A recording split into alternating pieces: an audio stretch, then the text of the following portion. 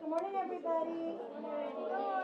Thank you for being here. I really appreciate it. And I want to introduce voices off, eyes up front, please.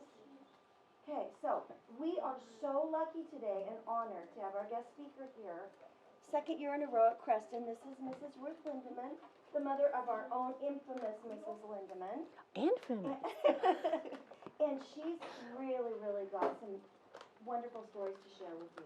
So I want you to give her a great big Creston welcome, okay?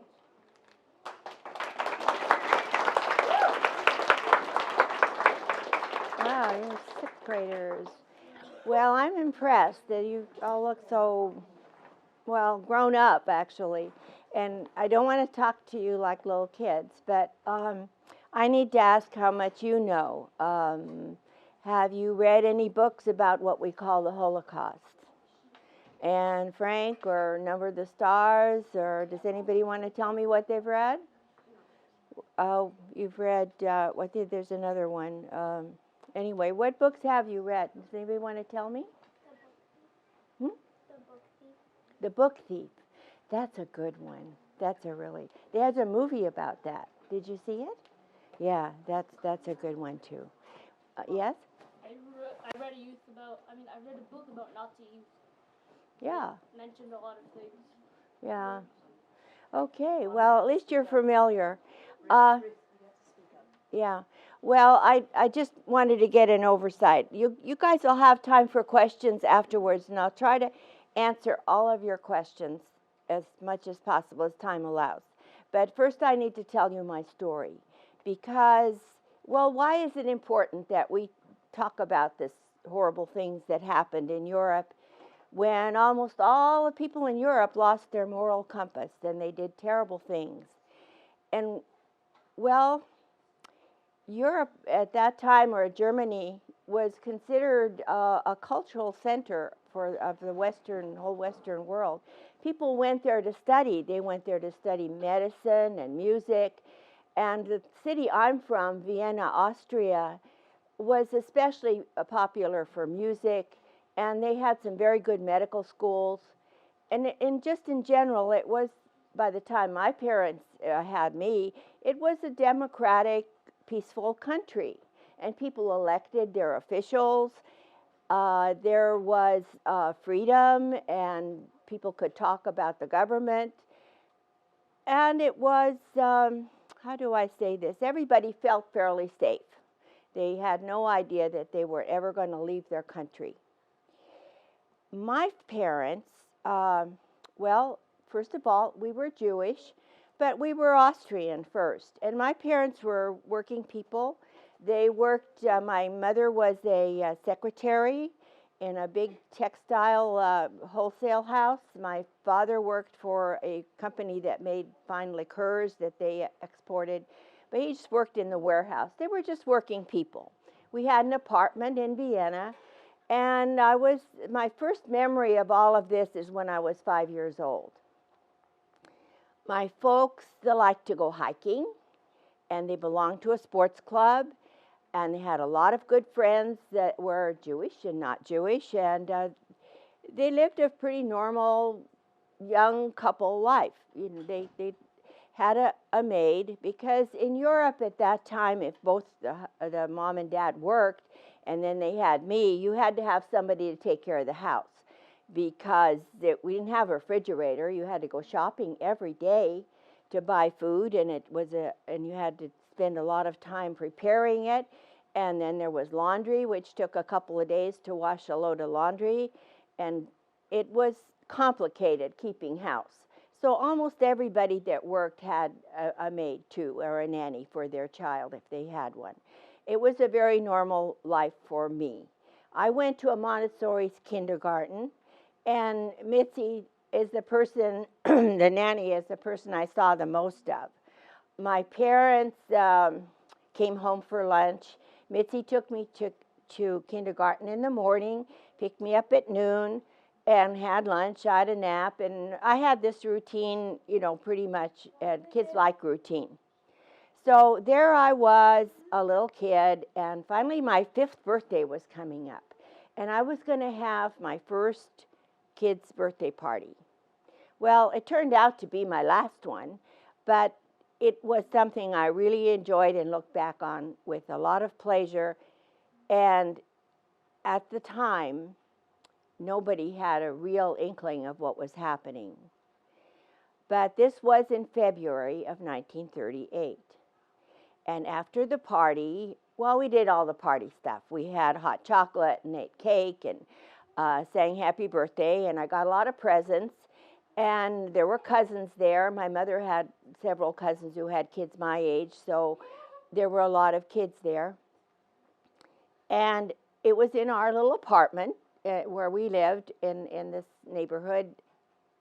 Everything happened in the kitchen. I really need to say that, because we did have a parlor, but our parties all happened in the kitchen, and I recall it so well. I had a little corner for my toys in that kitchen, and when the grown-ups started to leave and the other kids, there I was in this little corner playing with my toys that I just gotten. And there were about 2 or 3 of the cousins left that had stayed, and somebody turned on the radio during, when everybody left already, and the adults were talking. And there was this man screaming on the radio, and the adults started getting very quiet. So pretty soon I was listening too. And he was screaming and yelling about how bad Jews are, and Jewish people should all be killed. And anyway, he went on, and finally I started to listen to this and understand what he was saying. And I had never really thought much about being Jewish. My parents weren't very observant. Like I said, they went out on weekends, and my dad was a real soccer fan, so that is played in Europe mostly on a Saturday, so instead of going to services, he might go to a soccer game. So I really had not had much Jewish experience, but I did know I was Jewish, and well, if you remember being 5 years old, or maybe you got 5-year-old siblings, and well, you guys are old enough to babysit too, so maybe you babysit 5-year-olds. They're pretty smart, and they know when somebody's talking about something. Sometimes they don't understand everything, but they know a lot more than we sometimes give them credit for. And I understood that he thought I was bad because I was Jewish. And I thought about how bad I really was. I didn't always eat my dinner when I was told. I didn't hold my mom's hand when we would go across the street. I got scolded a lot for a lot of things. And yeah, I was a bad person, but bad enough to kill? And I tried not to think about it, but I did play with my toys some more, and then it got time to go to bed. And so that night, my mom put me to bed, and she left the door open a little bit. I should explain that Mitzi usually got the evenings off, and so there were just my parents and some of their friends and cousins. And they left the door open a little bit into the room where I slept next to the kitchen, because I didn't want to be in the dark. So I heard them talking. And it wasn't so much what they said, because I didn't understand half of it, but it was the tone of their voice. They sounded afraid, and they began to talk about leaving Austria, something that I'm sure none of them had ever wanted to do. They were many generations already in that country. They were patriotic. Some of their parents, including my grandfather, had been killed fighting for the Kaiser, and they loved their country. But now they were talking about leaving. And they were saying strange places like Argentina and Uruguay and Australia. And sometimes they even mentioned America. And that was always mentioned in a very special tone, because people were very leery about coming to this country. Everything was done on assembly line, and people didn't care about each other. And we all had relatives in America, but somehow that was not, that was not a place that anybody had thought to leave to, unless they had left quite early, like some of our relatives had, fortunately. So I listened to this, and I became afraid. Now, when a little kid gets afraid like that, that never goes away. A little knot of fear started to build in the pit of my stomach. And it gets bigger and smaller, but it doesn't go away. So my life went on for another month without any real change. I went to kindergarten, my same routine. My folks went to work. And then one weekday morning, my parents had gone to work, so that I knew it was a weekday morning. Mitzi did not take me to kindergarten. I stayed home. And she opened the windows to air out the feather beds. We all slept under feather beds in those days. And I heard a lot of noise out on the street. And what was happening was the Anschluss, the annexation of Austria to Germany. And Germany, with its advanced technology, is the country that we need to keep in mind. They were the ones who instigated all of the terror and all of the murders, and they used that advanced technology to carry it out. Instead of doing good things, they did some very, very bad things. And the Austrians were cheering them on, and they were delighted to have them come into their country. And it turned out that most of my parents' non-Jewish friends, and they had a lot of them, hiking clubs and at the sports club, were Nazis. And from one day to the next, after this annexation, that Austria didn't exist anymore. It became a German state, like Oregon is a state of the United States. Austria became a state called Ostmark, and it was a part of Germany, and it didn't exist anymore. After that day, things changed very bad for us, very bad. All the laws were put into effect that had been in Germany for about 5 years, but in Austria they were put in overnight.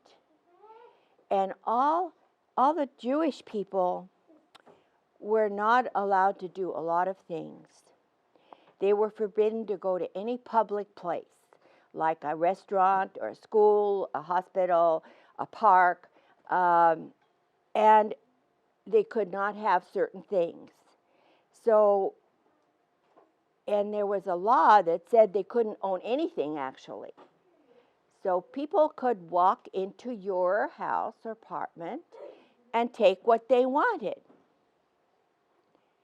Think about that. You have friends who are not Jewish, and suddenly they have the right to take whatever is yours.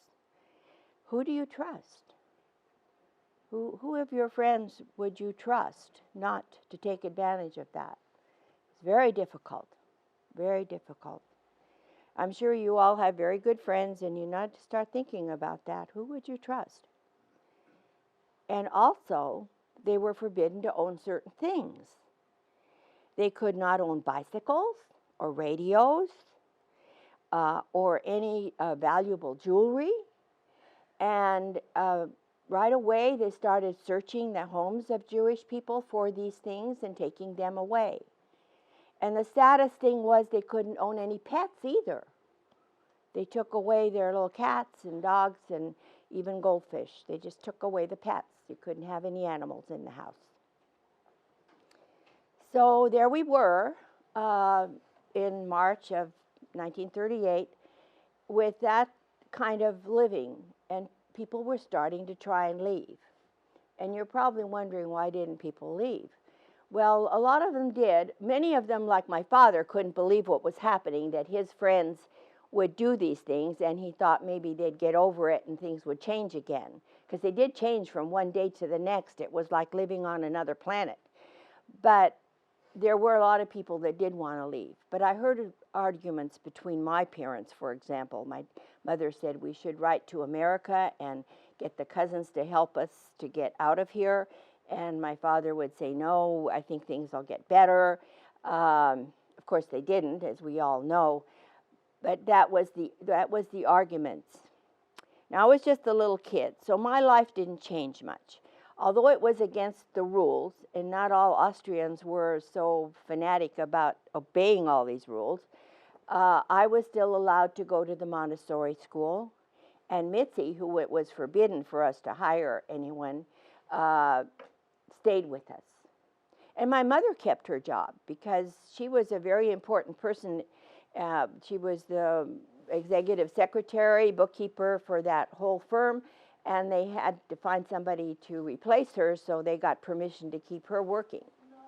So my mom was still working, and I was still going to kindergarten. My life went on for another month or so without much change.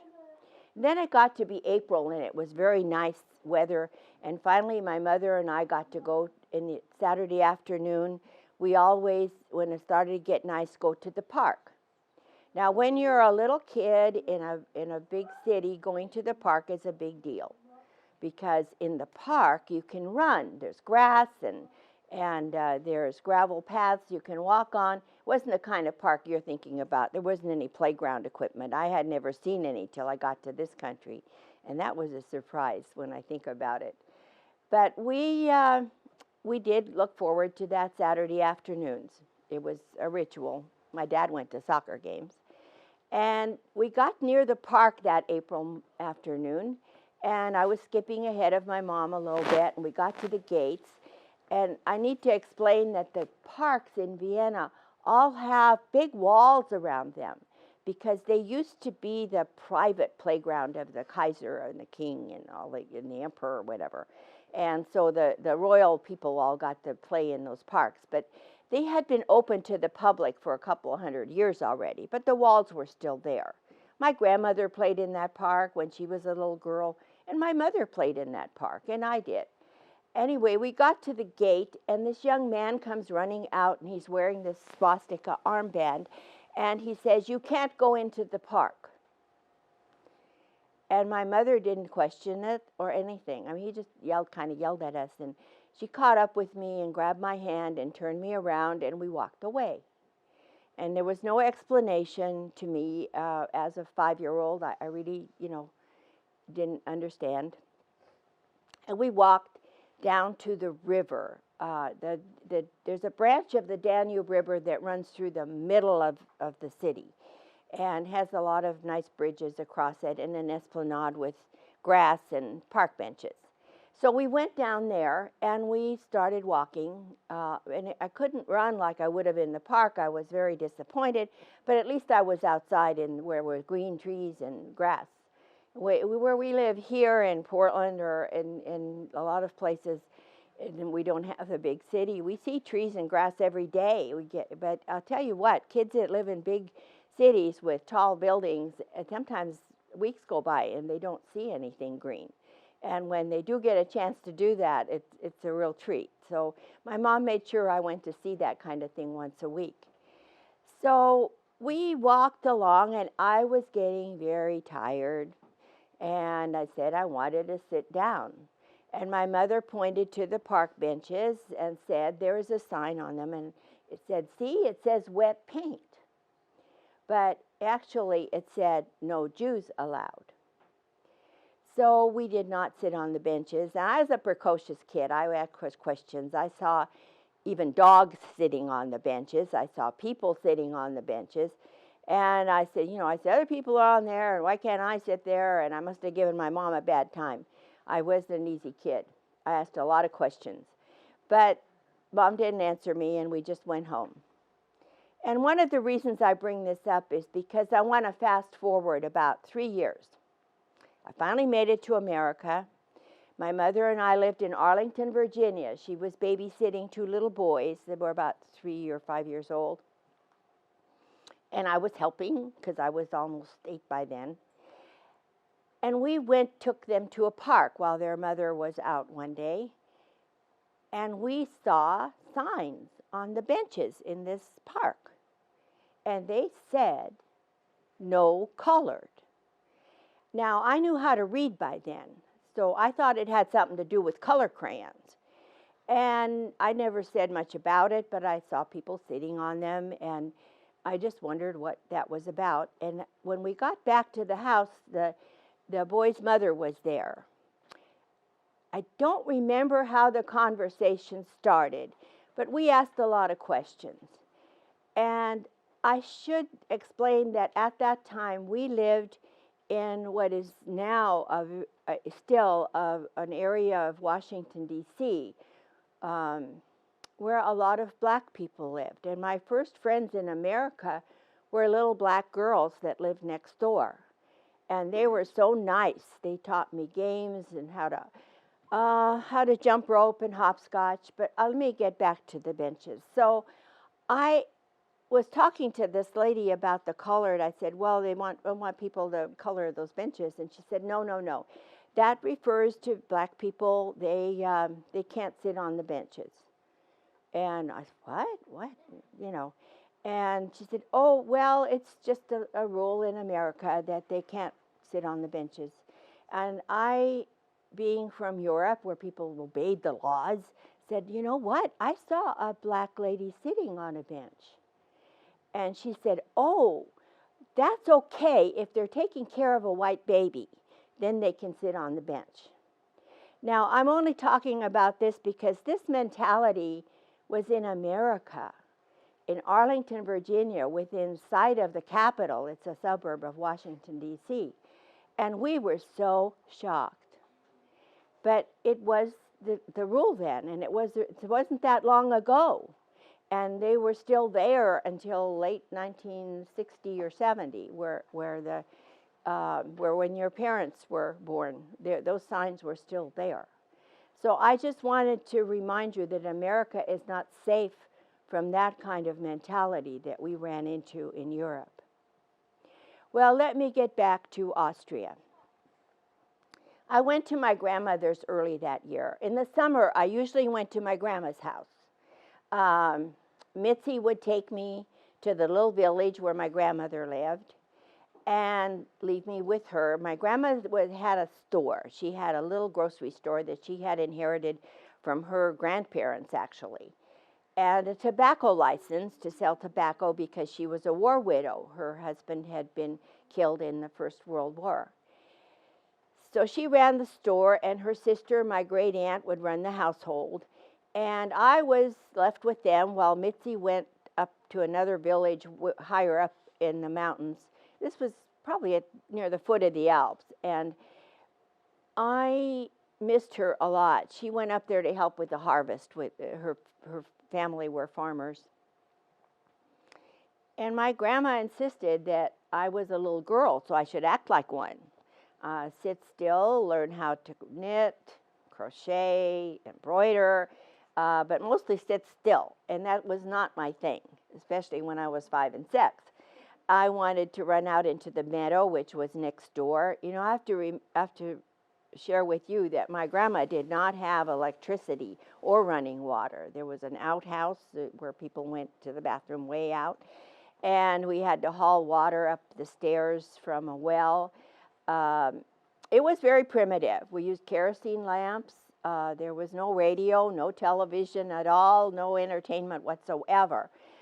We told each other stories, and by then I knew how to read a little bit when I was 6, but it was pretty boring, you know. For most of that summer, I had to sit still, and I got in trouble a lot because I climbed trees and ran around and got dirty. 2 weeks out of the summer, usually my cousins would come to visit. They were a year younger. They were twins. And one of them was an angelic looking young lady, and she did all the things Grandma liked. She'd have tea parties with her dolls and sit still somewhere in the house. But her sister and I liked to run around, and that was somebody to get in trouble with. We'd go down to the creek and get wet. We'd climb trees, eat green apples, do all the things that little girls were not supposed to do. But we had a good time for those 2 weeks.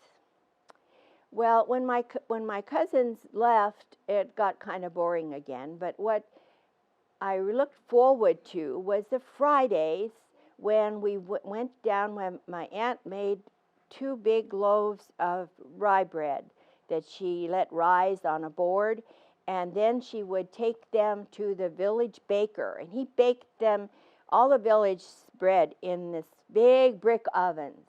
You'd go down there and give him the bread, and 20 minutes later you would pick it up again. And next door there was a tavern or an inn, and I got to go in there and have a soft drink. I mean, it was something to get out of the house, you know. I got to get a strawberry drink, and there were other kids usually to play with. So I looked forward to this Friday outings. It was a big deal. This one Friday that I remember, it must have been later in the summer because my cousins had already left. I went with my aunt, and she put the board up on the counter, and the baker said to her, and he called her by her first name, so they must have known each other as children. In Europe, people call each other Mr. and Mrs. unless you grew up together. And he said, "Francie, I can't bake your bread anymore." And she said, "What? You know, you bake my father's bread, my grandfather's bread probably. Those guys had that bakery forever. People had the same business for many generations." And he said, "No, I can't. It's against the law to bake bread for, or to do business with a Jewish person, so we can't do it." And Francie got a little upset. They argued a little, and then his son came out, and he was wearing the swastika band. And my aunt knew what was going on, and she put the bread back on the board, and we went home. And the reason I remember it so well is because I was so disappointed that I didn't get to go get my soft drink and play with my friends. But I'm also telling you the story of how, even the smallest village was adhering to these new laws. Everybody knew about it, even though they didn't have a newspaper or a radio. Somehow the news got around to everybody. That was it. Oh, I always have to stop a minute when I talk about that bread. Baking that rye bread, it smelled so good always, and my mouth starts to water, so I gotta stop. Isn't that funny? After 60-some years, I still have in my mouth water when I talk about the bread. That summer went by, and my mother came to get me. Usually Mitzi would come, and she would take me back to Vienna. It was about a 2-hour train ride. And riding the train was always fun. I have to tell you, there wasn't the train station in that little village. The tracks ran through a big meadow that was in back of my grandma's house, and you had to go through the meadow to the tracks, and there was times you knew there was a train coming, and you would stand out there, and you waved a white handkerchief, and the conductor would stop the train, and you'd get on, and you'd pay for your fare, and then you'd get off, either in Vienna or before it was still going. It took about 2 hours to get to the big Viennese train station. So we, as I remember, it was Mitzi that took me. Yeah, Mitzi took me. So when my mother and I got off the train in Vienna, then it was probably September, we got out into the street, and it would look very festive. There were flags all over. It looked like everybody was getting ready for a big party. It was just a very festive thing. So we started walking home, and I got tired. And I said, "Mom, let's take the streetcar." We usually had done that. When I was with Mitzi, I'm sure I did. And she said, "We've been sitting on the train for 2 hours, and we need the exercise." It's a long way from the train depot to where we lived. And I nagged a few times, but she didn't tell me that it was against the law for Jewish people to be on the streetcar. And I didn't find that out till much later, but she always tried to protect me. So we finally got home, and things went pretty much like they had before. Mitzi came back. My mother still had her job. And all through October, things were pretty routine, like they had been before, going to kindergarten and coming home and whatever. And except, of course, we didn't go walking in the park anymore. Then one day at kindergarten, my mother came to pick me up instead of Mitzi. And she was in a big hurry. And she was a little early, and she didn't give me a chance to say goodbye to anybody. She put on my coat, and we went down through the streets. And instead of walking down the main streets, like Mitzi and I always did, and because walking home, we would look at the toy store windows. Vienna was famous for its beautiful toy stores. All these animated things in there, little dancing dolls and trains, and and glitter and well, you know, I didn't have like TV. This was big entertainment. But Mother went through the back streets, and she was in a hurry. And I was nagging, you know, I want to go to the front, to the main street, and she didn't pay any attention to me. Well, finally we got near our apartment house, and one of her cousins came running up, and she said, "They've taken away all the men," and she sounded very, very upset. My mom grabbed my hand a little tighter, and we ran to the front of our apartment building where the manager was standing. And my mother asked her if she had seen my dad. She said, "Have you seen my husband?" And she said, "Well, my son arrested him this morning." And also some other things like people don't get arrested unless they do something wrong. I think I remember that now coming back to me. My mother got very angry, and I heard arrested, my father. I mean, when you hear your dad's been arrested, that's pretty awful to hear. And by then I had to go to the bathroom. I know I must have nagged my mom. But she asked where they'd taken him, and it was to the police station, the woman said. So we hurried to the police station, walked up all those marble steps, and behind the desk was a man that knew my mother and must have known her all her life because he called her by her first name in a friendly way, you know. "Well, we probably won't hurt your husband. We know he's a good guy, you know, but we had to arrest all the Jewish men." So all over Germany, all the Jewish men they could find had been arrested that night in the morning. It was called Kristallnacht, but we didn't know about that yet. So my mother and I started walking down, and the man said they'd taken him to the train station. So my mom and I started walking down, and I don't know what she thought she was going to do there, but she decided to go there. As I said, it was a long way. So we started walking, but now we walked through the main streets because it was shorter. And as I'm shuffling along behind my mother, who is trying to pull me faster, I looked down, and I was walking ankle deep in glass. And when I looked around, there was all the store windows were broken up. There was glass all over. And down one street, there was a fire, and I wanted to slow down and look at it. Kids like to look at fires. But my mother wouldn't slow down. She made me walk faster. And we got to the train depot, and there was nobody there, a couple of people lounging around. And my mother asked one of the men sitting there if they'd seen all these men where they had taken them. And he told her that they had taken all these Jewish men to the concentration camp in Dachau. My dad was gone. Well, Mom took me along, and we walked home. As I said, it was a long way. It started to get dark. It got very cold. It began to rain. I think it was actually snowing. Yeah, I think it was starting to snow. And, well, I was very hungry. It was already late afternoon or maybe early evening. I hadn't had anything to eat since breakfast, or, well, at least 10 o'clock when we had a little snack. I had to go to the bathroom, for sure. I'd already done most of that. I must have been pretty wet. I got chilled really bad.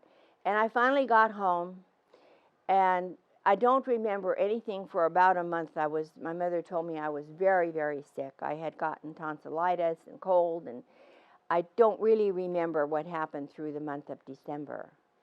But somewhere after New Year's, the people, there were some men that came with big black boots and guns, and they said, "We have to move." So I don't remember what we got to take along except my crib and maybe a bed for my mom and a few things, and they moved us to another part of town, and we lived in this one little room with my mom had to quit her job, of course, and then Mitzi didn't come back after that. And it had a gas burner and a chair and a little table by a window that faced a brick wall. And my crib I got to take, and my mother had a cot. And yeah, we had one chair. It was a little room. I don't know the measurements necessarily, but it was probably about 8 by 8 or something. Just long, big enough for a person to lie down in. And there were so many curfews there. There had been a curfew already, which maybe I didn't mention before, but Jewish people were not allowed out after dark. But now it was really enforced. In this area, nobody Jewish could be outside after dark. If they were found, they were shot. So here we were in the winter. There was a time where Jewish women could go out, and there were no men left. They were all gone. There were just women and kids. They could go out and shop for half an hour, like at around 4 o'clock, when all the little grocery stores were probably out of stuff. So I remember my mother got at home a lot of onions and garlic, and once in a while an old potato, and and stale bread. So we lived on garlic bread for quite a while we were in that area. The Jewish committee, there was an organization, and they decided that they would start a school. And, well, in those days, boys and girls did not go to school together. There were girls' schools in one side of town and boys' schools somewhere else altogether. There was just no school that would have both boys and girls. There was total separate schools. But now there was only a handful of us kids, maybe about 30 that were of school age. Then they found a place with 2 rooms, which was a lot smaller than this room is in this library. One room on one side of the hall was for girls, and the other side of the hall was for boys. Well, there were too many girls, so they picked about 5 girls to go into the boys' room. And the trauma of that, it's hard to explain because this was totally unheard of. And the other girls that were not chosen to go into that room teased us a lot, that we were dirty little boys and we weren't little girls anymore or whatever. And what made them choose the 5 of us was because we were different. One girl had red hair, and that was very suspect. And one girl was very short. And I was dark because I'd been at my grandma's, and I still have, my skin gets really dark and tan, and I had very, very black hair. I mean, very black hair. It was just like a crow, just shiny jet black. And that was also unusual. You know, most kids in Austria are blonde or have light brown hair. One of the girls that was really smart, and she became my very best friend, was Susie, and she had a club hand. There were just little toes coming out of her hand that looked like this. She could not hold her pencil in her right hand, but that was forbidden to write with your left hand. So poor Susie had a bad time, and our teacher was a very old man that they must have overlooked when they picked up all the men, because he hated kids. And he hated us all. I tell you, he would hit us. He'd walk up and down the aisles. There was about maybe 15 of us, and we had little desks, and we had to put our hands down on top of the desk, and he would walk around with his ruler and ask us questions. And if we even gave the right answer, we gave too slow, or if we gave a wrong answer, he would whack us on our hands really hard.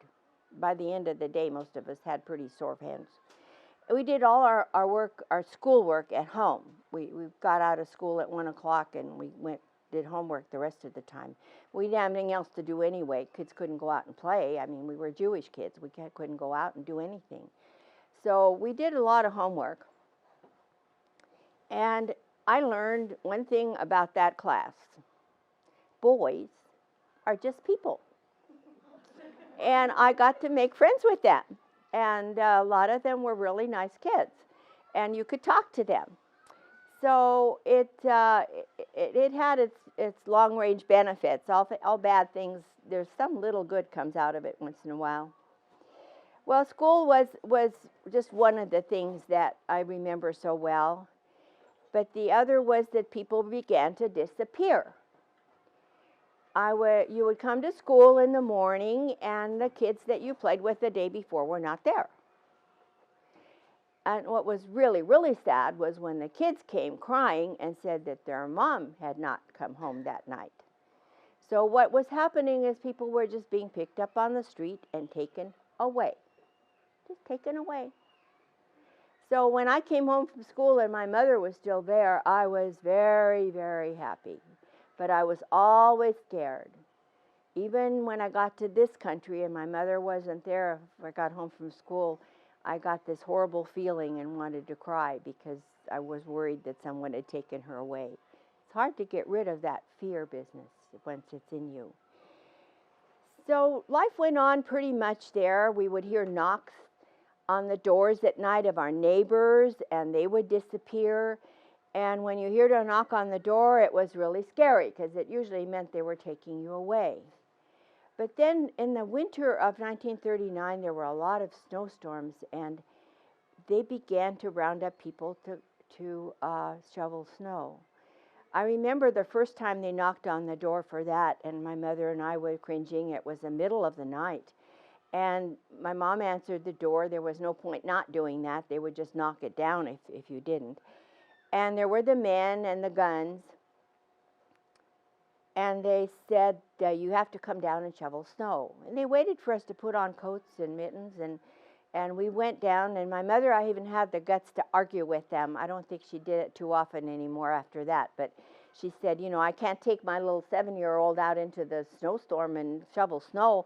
The storm must have been over by then anyway. I can't take her down there to shovel snow all night. She has to go to school the next day. And they didn't pay any attention to her because, it was against the law to treat Jewish people like they were people. They were considered livestock. You just told them what to do. They did it, and if they didn't, you shot them. So we knew that. But my mom was taught she would talk to them like people, but they never answered her. So we went out all night and shoveled snow. And when it happened another time, several times, of course, and each time there was real fear. But one of the times I forgot my mittens. And we were down there near a place where these guards were. We were all guarded with, people with big guns and stuff. And there were other guards and some just plain policemen. And they were warming their hands in a barrel where they'd made a fire. And this man came over and he saw I didn't have mittens and he asked me if I want to come and warm my hands. Now, I want you to know that he was really, really doing a very dangerous thing. It was a humane thing, and that's why I remember it. I was so surprised that someone would talk to me like a person. And he said, do you want to come and warm your hands? Of course, I didn't go. I was not going to leave my mother's side at any cost if I could help it. But he offered, and he put himself in danger. If his friends had heard him or if the other guards had heard him, not only would he have been arrested, and the Nazis arrested always a whole family. Everybody, all your extended family would disappear if anybody did anything against their laws.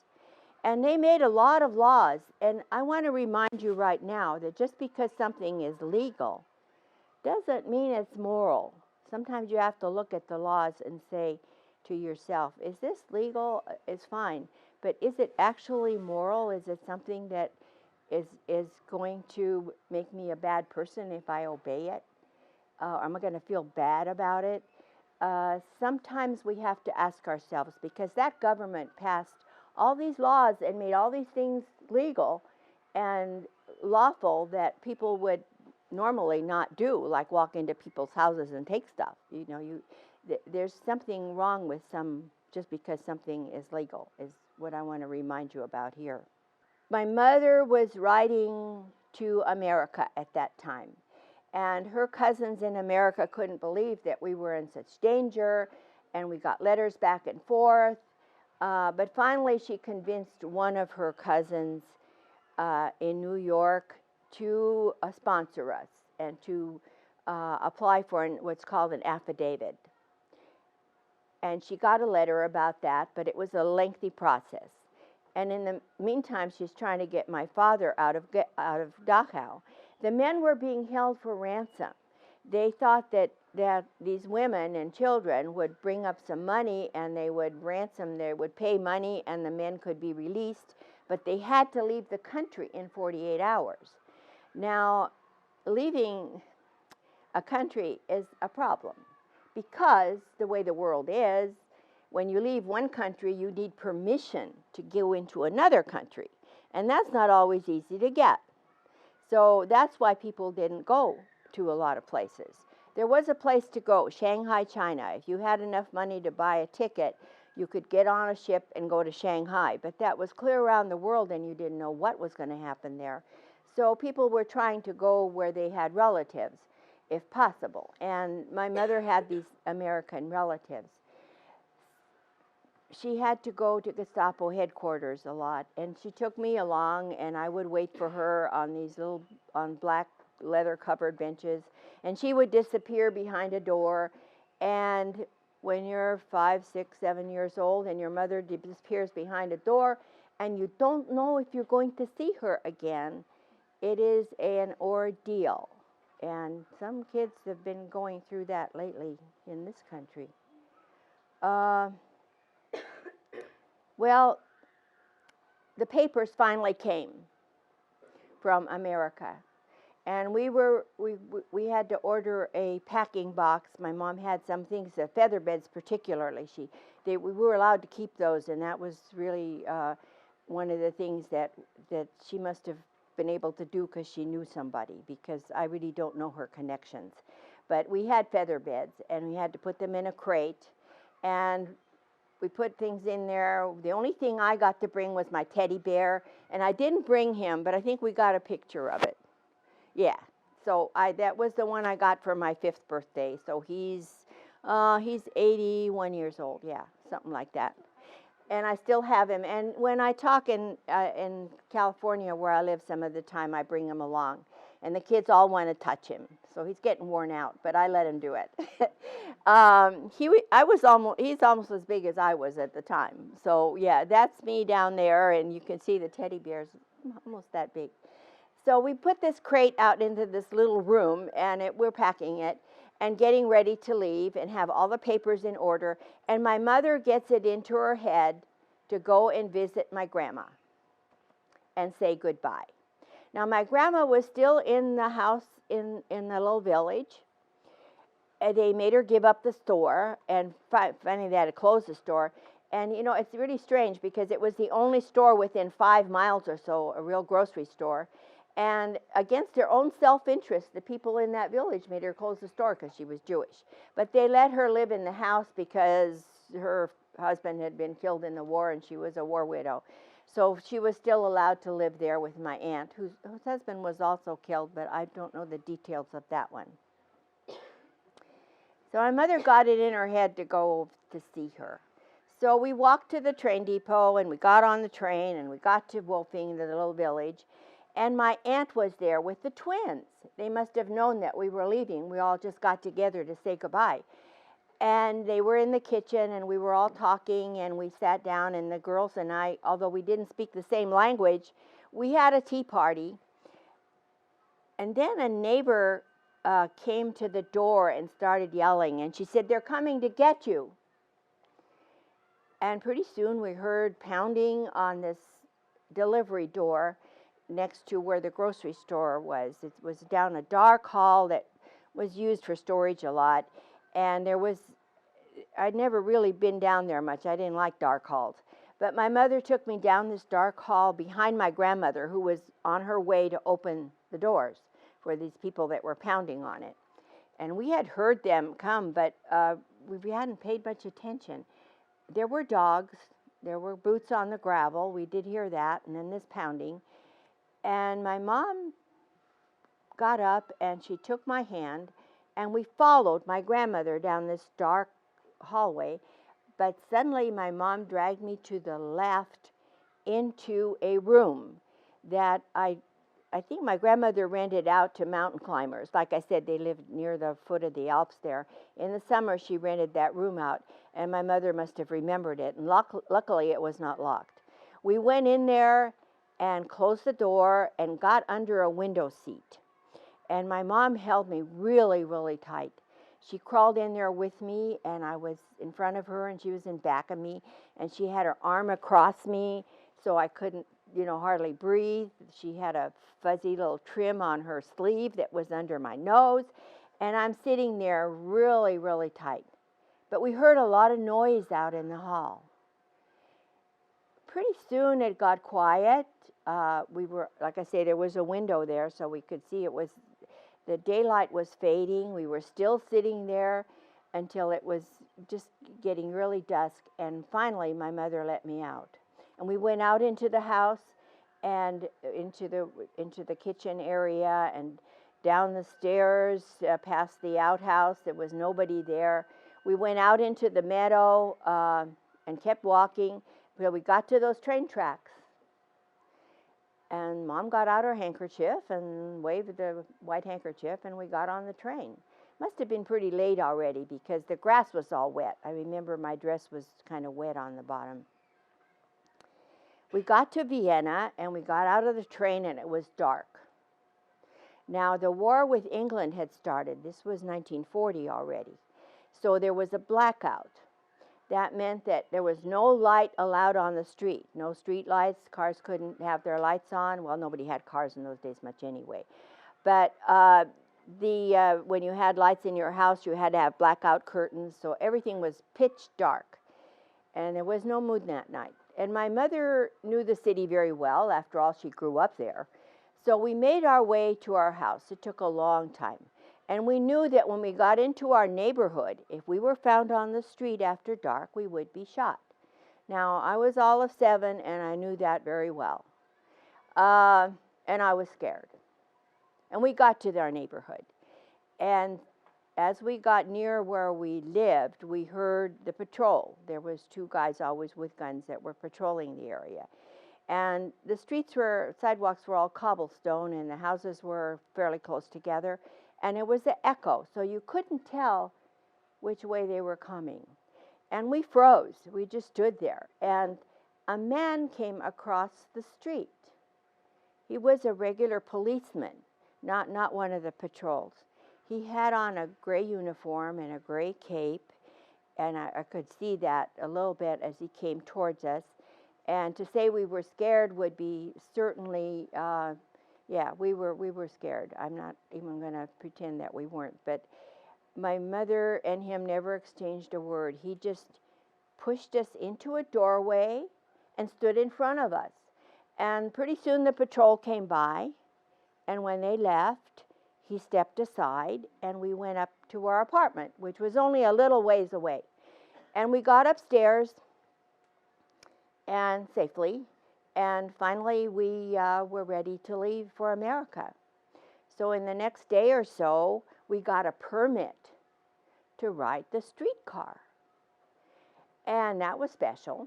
However, we were not allowed to carry any luggage. So my mom and I had a little suitcase, that we were going to take on the ship with us. And Mom was a little concerned, but it was a long way to walk. The suitcase was too big for us to carry. Wasn't that little, and then she had some stuff. Well, she had a friend who was dating a doctor, and he had a car, and he volunteered to take us to the train. Now, the policeman and this man that took us to the train, they took their life in their hands.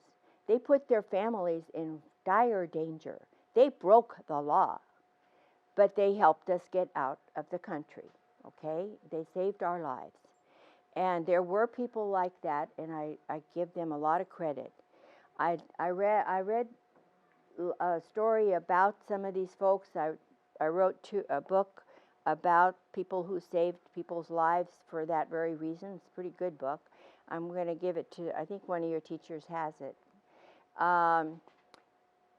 They are the heroes of anybody that got out. There had to be somebody that saved them. So anyway, we made our way to Italy, and we got on a ship, and yeah, you had that up there, and we wound up in America. So I've been talking for an hour, almost exactly. I like the clock back there. And so I usually like to leave time for questions. I have a whole other story to tell when I got to America, by the way. if you ever want to have me back. It's funny, and it's relevant, and I'm going to quit this one right now, though. So, but any questions you have, I'll be glad to answer. I'm going to get to you right away. Yeah. My dad's friend, her dad was there in the Holocaust too, and he was in a concentration camp, and he helped his wife and her escape. Oh, really? You can be proud of them. Yes. Have you ever visited Vienna? Yes, I went back several times. I have gone back several times. Yeah. And yes. Can you repeat the question so that we Oh, I'm sorry. I'm sorry, dear. I was asked, have I gone back to Vienna? That's a good idea, Diana. Thank you.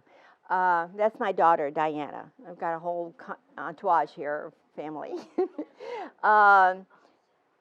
I've been back about 5 or 6 times. They invited me back one time because they wanted to reinstate my citizenship and apologize and all that. So I have been back, yes. And it's a beautiful city.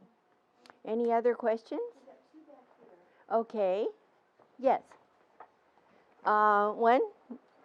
I'll start from the back and work my way forward, and I will get to all of you. what happened to your father? My father got out of the concentration camp because my mother, what happened to my father? She must have somewhere got some money together and bribed the right people, and he escaped to Sweden. And we didn't see him for a long time, but he did escape. Yes. Did they know that you were Jew from like those tags that you had to wear? With the Star of David? No, I don't think we did in Vienna. Not yet when I was there. There was a question over here. Young lady with glasses on. Yes. Did you get to see your grandma again or the cousin? No. They were all killed. And if my mother hadn't dragged me into that room, I probably would have gone along with them. They all died in Auschwitz, and they were and the Nazis kept meticulous records. So we know exactly that my twins were sent to a gas chamber about 5 or 6 days before their 8th birthday. I have the certificates the Red Cross found in the Nazi records. They had everybody's name. I escaped, but like they say, by the skin of my teeth. If my mother hadn't been that brave or that smart, I probably would have been with them. No, my family were all murdered. Yes. Did you have a lot of money when you were kids? Like, did your parents get a lot of money? My parents were working people. They didn't have any money. And you know, after Kristallnacht, you know, that night where all that glass was broken, the Nazis canceled all insurance policies for all these people that had stores, and they confiscated all the bank accounts that belonged to Jewish people. So my mother must have taken some money out, but you know, she just worked for a living. And she didn't have any more money than most people that live from paycheck to paycheck. Yeah, we were not wealthy people. Yes. So my great grandma, she actually, I think she died like 5 years ago. And she was a Holocaust survivor. She, when she was a little girl, her and her family, like they couldn't really figure out how to get out. So they thought like these people were visiting America, and they like hid them on the ship. Oh, Yeah. what a story. Yeah, she told me a few stories about it. I've heard a lot of stories. I've been on the Speakers Bureau for the Holocaust Resource Center about 35 years now, and I gathered up a lot of stories like that one, and I wrote a book about the adventures, and I sort of put them all together, but they all happened to somebody, and they're almost unbelievable things that people did. Yeah. Yes. What's the name of the book? The book I wrote was To Survive Is Not Enough, and it's about a girl that did, obviously, and it tells a lot about other people too, what happened to them. Did you have a question? Or, no, okay. You look like you did. Okay. Yes. Mitzi. Did Mitzi survive? Well, of course. She went back to live with her family up in that little village. But she was a very brave person. I need to tell you just for a minute how brave she really was. When she heard from somewhere that we were leaving, she came to Vienna and she took me to the big amusement park. My mother wasn't about to let me go. It was against the law for me to be there. But she brought a little hat so she could cover all my black hair. Like I say, black hair was very suspect. And she took me to the Prater, and she said, you can't leave Vienna without going to the biggest, most famous amusement park in the world, and with a big Ferris wheel that had gondolas the size of railroad cars, and you've got to go there. And my mom let me go. And I had a wonderful time. I went on all the rides, I saw a puppet show, I had ice cream, which was a real treat, and then she brought me home. She was very brave to do that. I want you to, and I remember her very well for that. But she was always a very good person. Well, for the first 6, 7 years, she was the most important person in my life because I saw her every day. Yes. What did Minty look like? Well, we got a picture. If you got a picture of Missy, are you asleep? No, I was making notes. Yeah, that's her and me. That's my first day of school. She came to Vienna to see me for the first day of school too. And I didn't have to cover my hair there because I wasn't going anywhere where I wasn't allowed. But when we went to the Prater, I had to wear this. It was May and it was hot, but it was a woolly hat. I had to wear it to cover my hair. She was a very brave lady. She was about 25 there, and had actually had known the family for a long time, obviously, but she was very brave and did a lot of good things for us that I wasn't even aware of. Did I get to you? Yeah, well, let's hear what you want to ask. Why do you think the Nazis broke glass at night and not day? I didn't hear all of what you said, dear. I'm sorry. He wanted to know on Kristallnacht why there was so much broken glass. Oh, well, it was a riot. It was supposed to be a spontaneous riot, although it had been planned for months already. And they were going to break all the glass front stores of Jewish owners and loot them and make their life as miserable as possible. They wanted all the Jews to leave. Well, as I said, leaving a country is not always the easiest thing because you need permission to go to another country. And besides, until that night, a lot of people like my father could not believe how vicious and brutal these people were going to be. They just couldn't believe it. These were their friends, people they had hiked with and loved and played with, and they couldn't believe it. But after that night, people believed them, and it was all over Germany. They even broke the glass and stuff in my grandmother's little store, and as I said, that was really against their own best interest because it was the only store around there. Yeah, it was just to be brutal and show people that they wanted them to leave. No, Mitzi was actually a very devout Catholic, but a real Christian person. And she helped my mom a lot. What was the question? Was Mitzi Jewish? Yeah, you got to remind me. I got to get used to doing that. Yes, dear. Didn't they try to shove everybody all the Jews into Russia? No, they just they try to shove Jews into Russia. They just wanted them to leave. They just wanted them to, the idea was all Jews were going to leave the country. Oh, and leave everything there, except for the clothes on their back. They were going to leave. That was the whole idea, but they didn't, and they couldn't believe what was happening. And this is why so many people wound up there and got murdered, because they just didn't believe it. Yes? Was there a way to tell somebody was Jewish besides like their hair? Was there a way to know people were Jewish? That's a very good question, because Jews are of every race and every color, and you can't really tell by looking at somebody who they are. But Austria and Germany and Europe in general was never really a free country. When you were born, you had to be registered at the police station with your address and your religion. And there was no such thing as no religion. You had to have either Catholic or Jewish or some other denomination of something. That Austria was a Catholic country. It was the national religion. So if you were something else, they were particularly wanted to know. Number one. And then when you got married or got your first job, or if a forbidden thing almost, you wanted to move away from where you lived, you had to go to the police station and register. And in the new place, you had to go register. So Vienna itself was like a little group of villages. And every police station had a record of everybody where they lived and who they were. So they knew where all the Jewish people lived. They just knew. They had a record of, yeah. When you were registering to say like if you were Jewish or Catholic or like that, could you just say that you weren't Jewish, or was that before and they didn't know that they were? Well, I guess you could try, but you know, people knew you.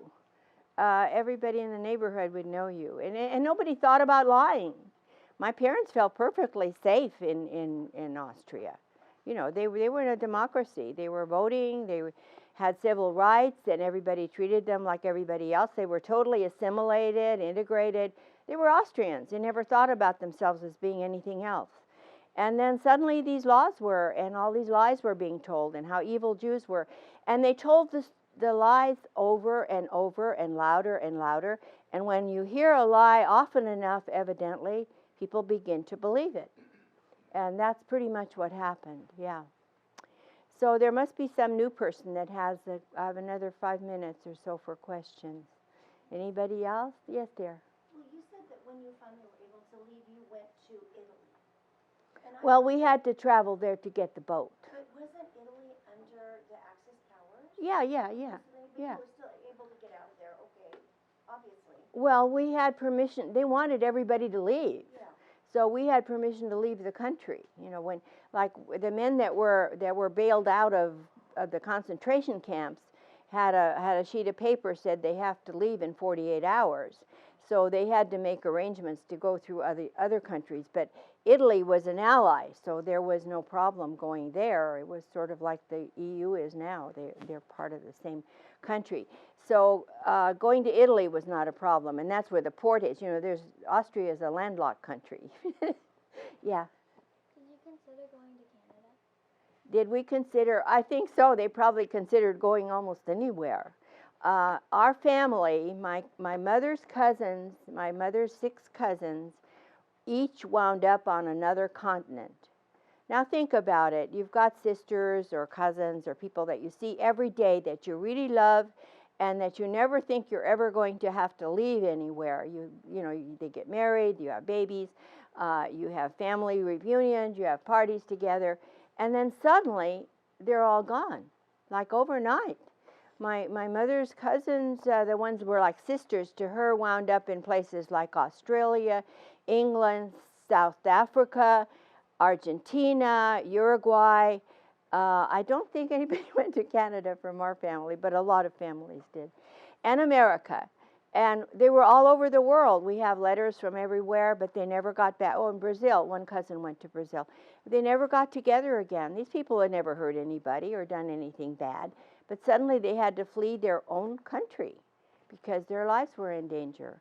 So that is why we study this whole subject, because it can happen in a democracy. And we need to be very aware of the lies that sometimes people tell us and make us afraid of other people. And it's like I learned in the boys' class. Boys are just boys. I mean, they're people. I mean, like everybody else. You know, just because somebody's different doesn't make them bad. They're just different. Anybody else? I'm going to wind up. So, yes. What was the bread called? Well, just bread, rye bread. We didn't know there was any other kind of bread, come to think of it. What was the bread called? We got here and there was this white spongy stuff, and at first I thought it was kind of fun to eat, but now I miss the rye bread. In fact, we had some last night. I don't want to give the restaurant an advertisement, but last night we had some of that very same rye bread at a restaurant. I haven't had it for years. Just coincidence. Yes? What was the brand of the soft drink? Oh yeah, well sarsaparilla is what that was called, and they put flavoring in, and they put the seltzer water in, and then they fed it to you. There wasn't any bottled stuff in those days. The inns had like draft beer. You didn't have bottles and brands. You just made it up yourself, especially in that village. But that's a good question. Yeah. So your grandma opened the door, right, when they were pounding on it? Yeah, they were all. You want to know if my grandma opened the door? Yeah, my grandma must have opened the door.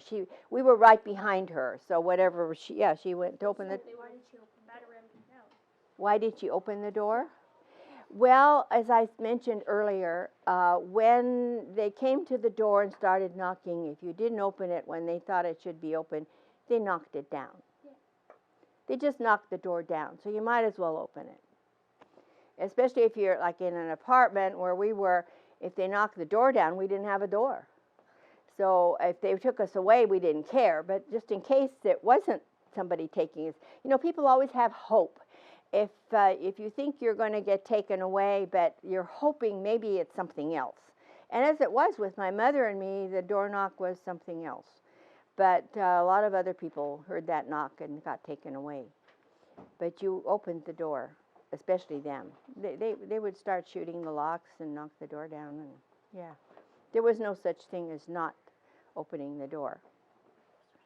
Anybody else? Yeah. How come your name isn't registered on your father's passport as Kinder? Oh, well, Jews didn't have a name anymore. I was on my mother's passport. You need to see that all Jewish women were going to be called Sarah, and all Jewish men were called Israel, and I was not really a person. But my name is in there because the Americans wanted it, so they wrote it back in. But I came on my mother's passport. I didn't have a passport. I had to get my own citizenship when I was 21. I had to start over.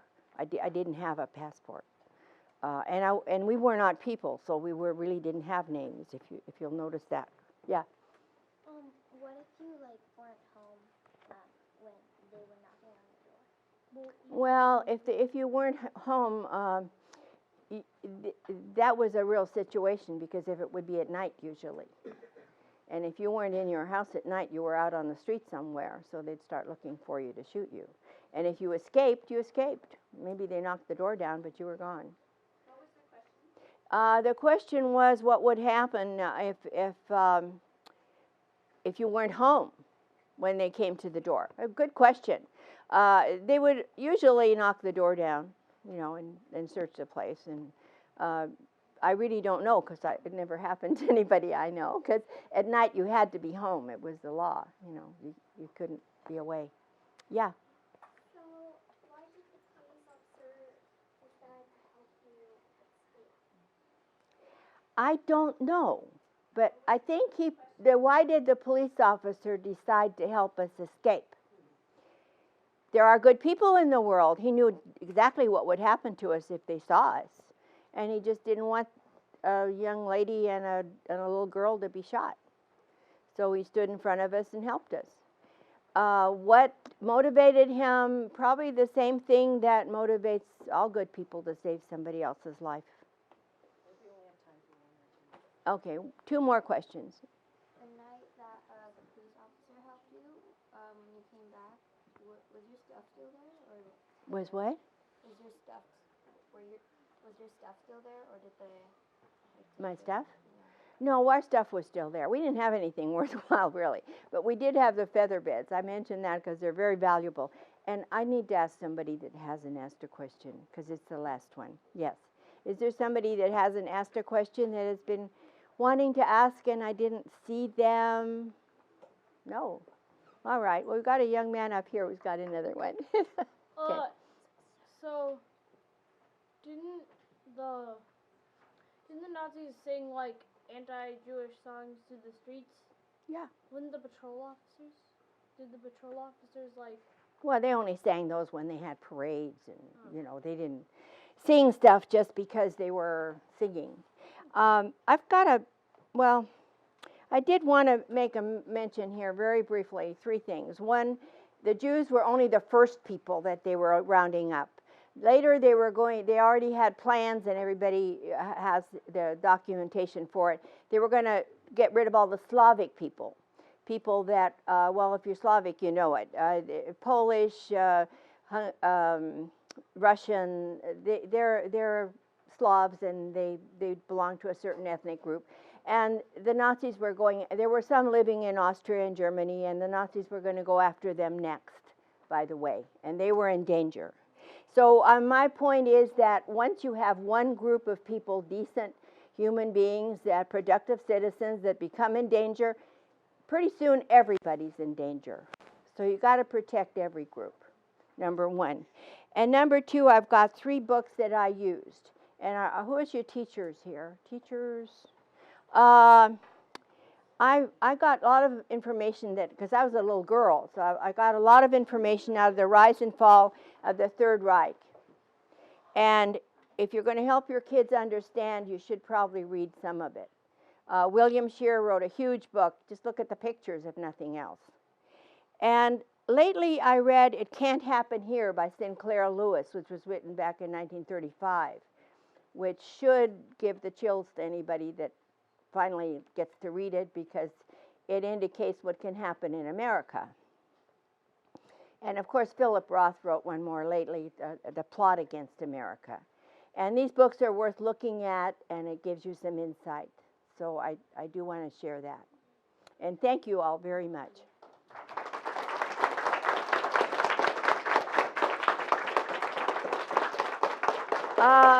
You can come, if you do it orderly, and if it's okay with your teachers, you can come and look at the real pictures and